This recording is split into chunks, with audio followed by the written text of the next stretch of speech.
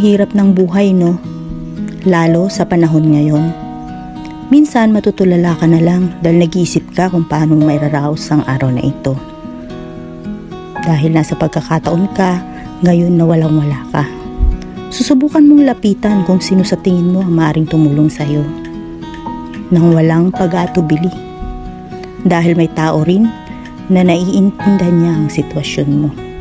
Sana meron, pero alam mo, bilang isang tao, kailangan mo rin gumawa ng paraan upang makasurvive sa araw na ito. Samahan ng sipag, lakas ng loob at dasal sa Panginoon dahil alam natin na di niya tayo pababayaan. Tiwala lang. Siguro binigyan talaga tayo ng pagsubok ng Diyos upang mas lalo tayong lumakas at maging matapang na harapin ang buhay.